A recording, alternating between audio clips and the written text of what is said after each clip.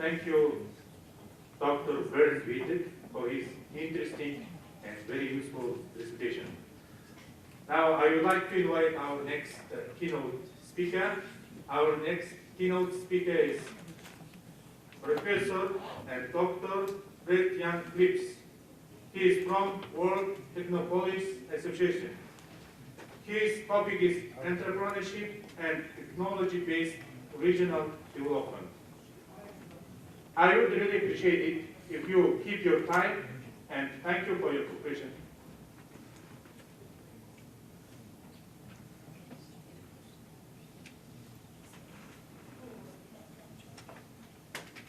Good morning, everyone. This is the third time that you have heard from me this week. I hope you're not tired of me. But I can promise something different this morning. The past 2 days we talked about issues and challenges, and this morning I'd like to give some indication of what is the road ahead of you. I thought that the presentation we just heard was terrifically helpful, and I learned a lot about what happens at the micro level. I want to talk on a more macro level about the regional development, about, and of course, as I've said the last couple of days, I believe the action and innovation and entrepreneurship happens in metropolitan regions, not necessarily in large countries. Things have to start somewhere, and you can only get the kind of concentrated entrepreneurial support mechanisms that Professor Wittek just described in a compact geographical area. So the wealth will eventually benefit the rest of the country, but a sure way to make sure that nothing happens is to try to spread the dollars equally across all the provinces, because then they will be absorbed without beneficial action. We'll have to designate a few growth poles and concentrate the innovation efforts in them. All the concepts, many of the concepts you can see, we're talking about an interdisciplinary and very multidimensional process when we talk about regional innovation systems. Now, it's been my good fortune to have lived in several of the most active such centers in the world. I've been 26 years in Austin, Texas, and was a participant, and I made modest contributions to Austin's transformation from a sleepy little college town and state capital to the world-famous technopolis that it is today. I lived in Portland, Oregon, where we grew the clusters in flat panel displays and clothing. Many of you are wearing Columbia sportswear and Nike. And also in San Diego, California, which is the world's premier life sciences cluster. I was there for 5 years, 9 years in Oregon. And I just spent 3 years in Songdo in South Korea, which is another new high-tech city. So I want to talk a little bit about Technopolis and clusters and make sure that we have our definitions clear. And then go on to a cluster maturity model that can show us what we need to aspire to in the long run. And go back to something that I mentioned on a previous day, which was choosing a role model against which to benchmark your own city's progress. I think we won't have time to cover 5, 6, and 7 there. So when the government invests in innovation, what is it that they expect in return?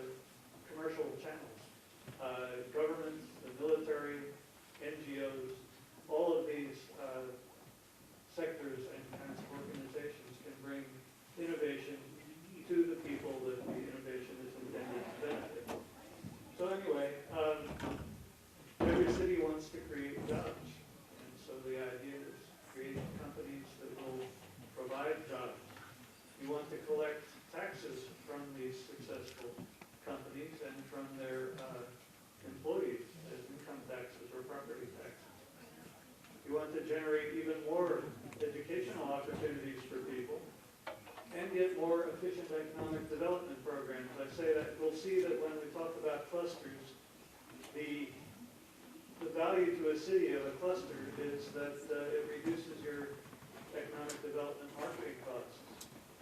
New companies come to your city not because you've paid them to come here, but because of the other companies in their industry that are already here. So it costs you little or nothing to get, after you've reached that critical mass, costs little or nothing to get additional companies here. All right, and then of course, beneficial products. And I do believe that Mongolia will need to concentrate from the start on export markets. Sometimes there's a success in valorization and sometimes a failure. For all that Austin, Texas is globally celebrated as a technology innovation growth pole, we have had failure.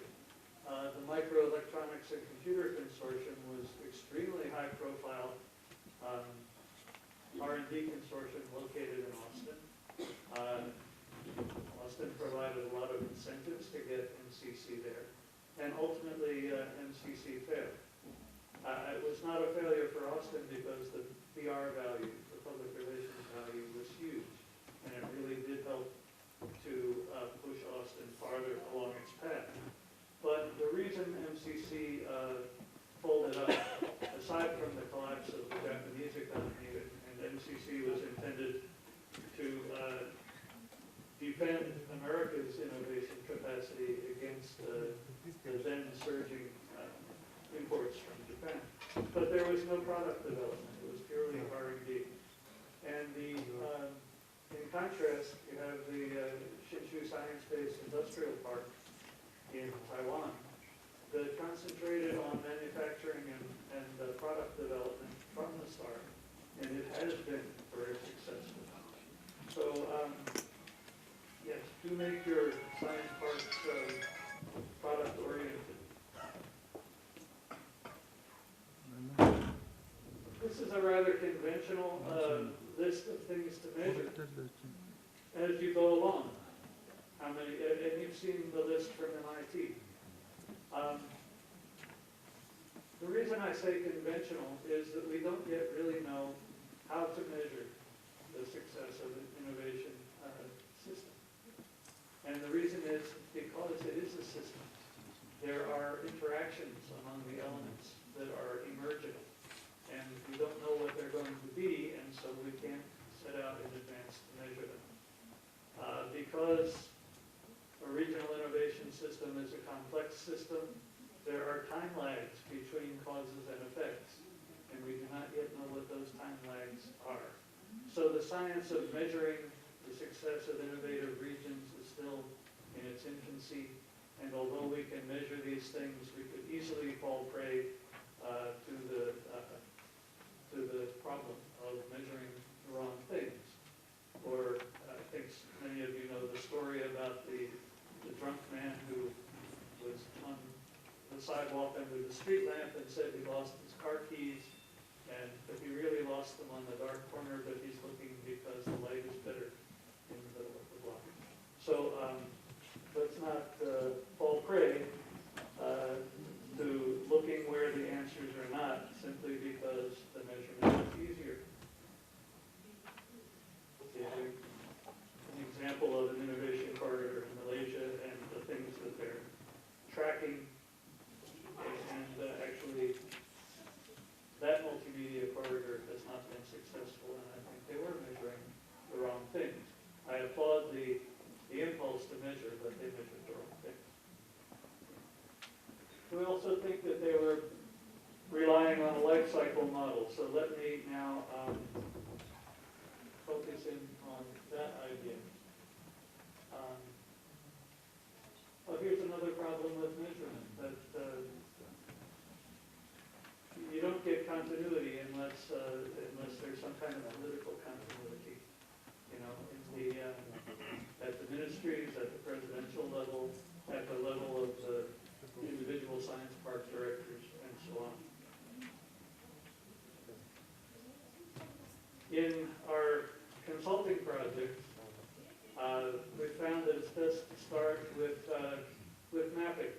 lucky that there's so much free software out there now for network mapping and network analysis. We can measure what labs are collaborating with other labs, what patents cite other patents, what papers are co-authored with people from what other laboratory, and which papers cite which other papers. This helps us to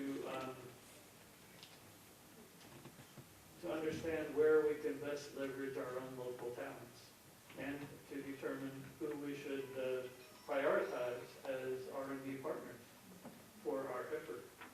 So we start with mapping. Here are some examples of the outputs of the mapping program. Okay, here we're mapping keywords. Here we're mapping co-authorships and collaborating laboratories. We see South Korea, Taiwan, and the United States in a certain scientific area. Now, why should the goal be cluster building? Oh, I'm sorry. These slides don't seem to be important. Okay, let's do this. Let's concentrate on some definitions and then come back to the question of cluster building. The term technopolis is used in two different contexts. One is what I call the small technopolis, which means a science park or a new city, like Tsukuba in Japan or Brasilia, brand new cities, purpose-built. Okay. Big technopolis, on the other hand, is a term that applies to places like Austin, Silicon Valley, Seattle, Washington, because it's an existing city, but the major part of its income comes from innovative technology companies. There's a widespread appreciation and knowledge on the part of the population of the city that technology is the side of the bread where the butter is, that that's what benefits them, and that everybody, the electorate, wants to see more growth in technology innovation. There's a high level of entrepreneurship. So this is big technopolis. Okay, now a cluster is a collection of firms in closely related industries. They're located close to each other. It includes suppliers, customers, competitors, too. Okay, there's a very efficient value chain, dense with, as I say here, of designer-supplier and manufacturer relationships. Now, we've talked in the last couple of days about whether Mongolia should take a large company strategy or a small company strategy, and both are possible. But the cluster theory says that an industry cluster must have one anchor firm, and that must be a fairly large company that is already active in exporting and can attract supplier companies to the area. So if you are to choose an area to try to build a cluster, it should be an area where you can make sure that there is such an anchor company. It does not have to be an indigenous company.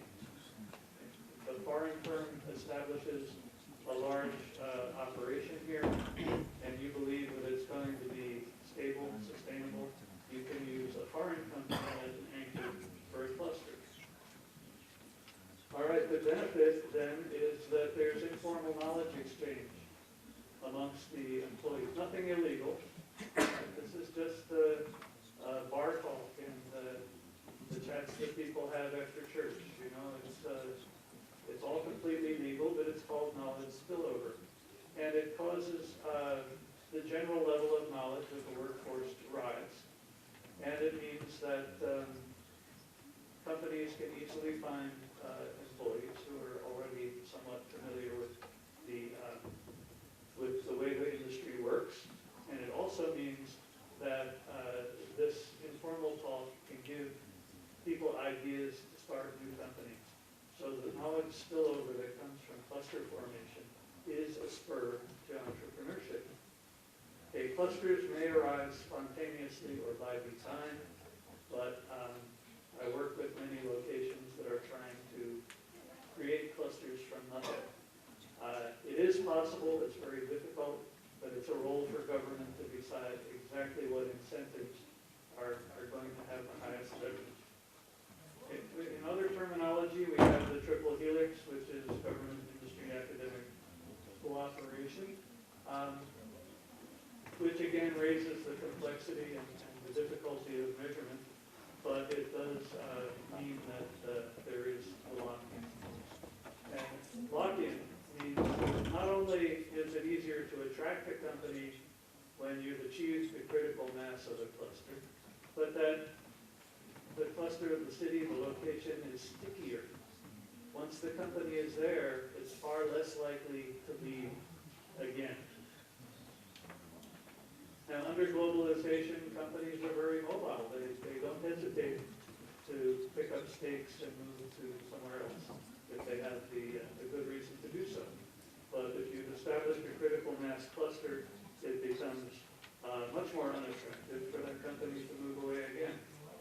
Here we have convergence clusters and microclusters, which are also sometimes called proto-clusters or wannabe clusters. And these are the kinds I'm talking about that regions such as yours need to figure out how to encourage. There's superclusters, and I think we've achieved in Austin, Texas, this digital convergence supercluster because we first concentrated on the software industry, then made connection with the music scene in Austin and the recording technology and the music duplication and pressing technology back in the days of CDs, and then made connection further with the gaming industry, which is also strong in Austin, and so on and so on. So we have a very sustainable multi-industry cluster now there.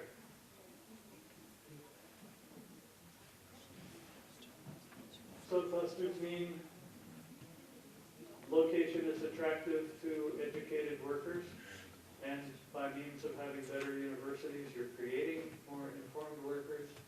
You have efficient supply chains and value chains, but and this is important for industry, but from the government point of view, what's important to you is the lock-in, making the region sticky so the companies don't easily go away, and making the region attractive so that you don't have to pay companies to come here.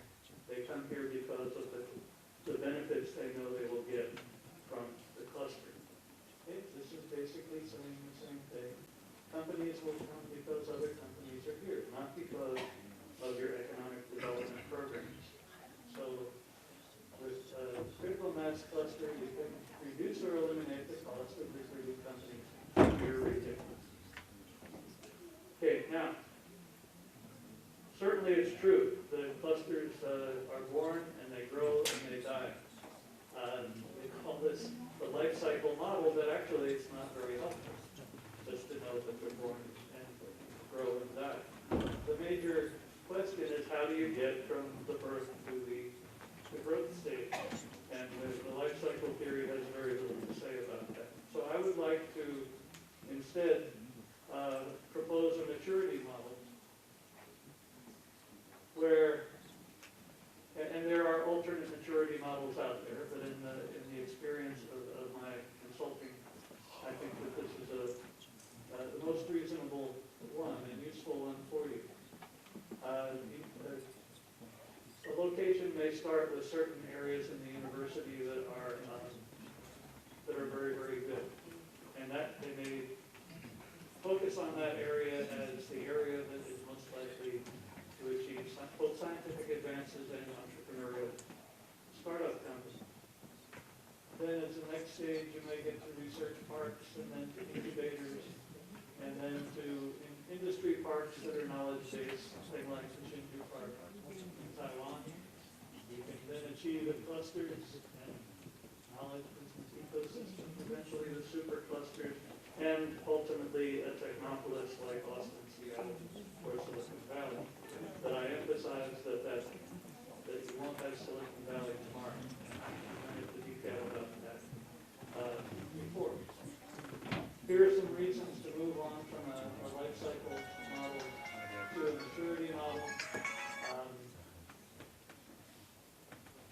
life cycle model is too simplistic and it doesn't tell you how. Let me just take a moment and show you this other document. Okay. We have 5 maturity levels in this model, and the dimensions that you can rate them are knowledge base, the industry infrastructure, the social capital, relational capital, institutional capital, and local quality of life, and access to finance. And here are the criteria that would allow you to rate your region on each of those. Now, I'm going to leave this document behind, and it's also freely downloadable from my company's website, Informatics.com. Now, back to the PowerPoint.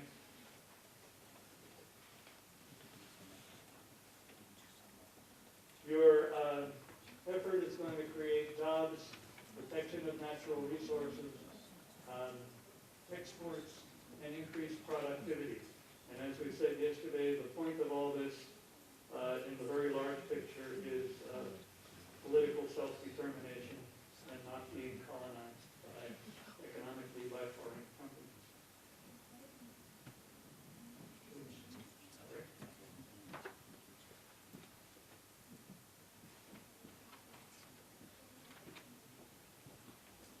So how do we get from one step to another? To get from the university centers of excellence to the research parks, you'll need these things. And I will not have time to read each of these to you because my time slot is nearly finished. But of course, I'll leave the presentation behind for you. And each subsequent slide shows the key elements that the region will need to get to the next level. So this is a way, what level is Mongolia at now? Maybe between here and here. Okay, but these slides will show you a realistic path forward, not the only path forward. I hope you'll be creative and find your own, but this is one that you can use to start to form a vision of the future. And you know that you won't get to a desired future unless you have a strong vision of the future. So use this, and then you have the key elements that you need to progress up each stage in the maturity model.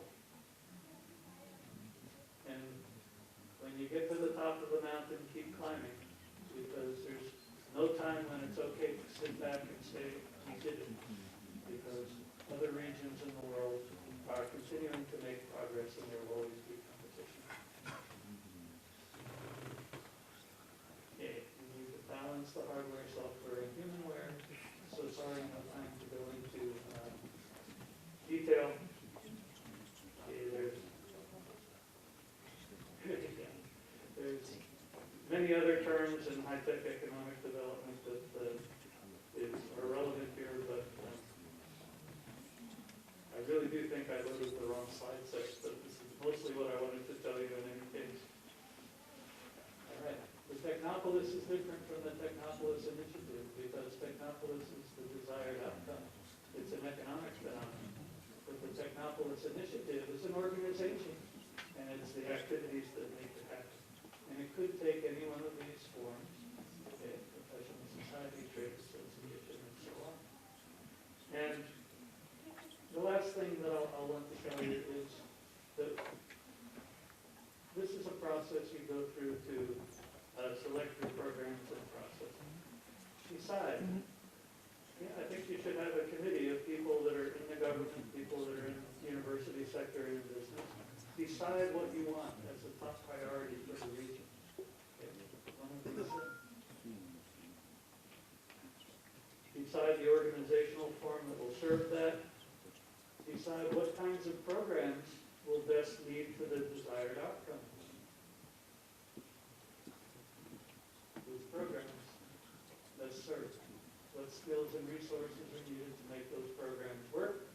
Which potential partners can bring you those skills and resources? And then you know how to partner.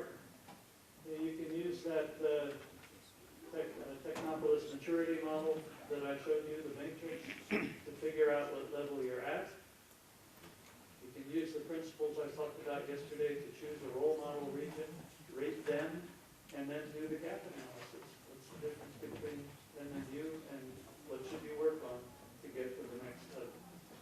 Okay, I think I'd better stop here, but these are the principles, and this is the roadmap to get to a mature Technologists. Best of luck, and thanks very much.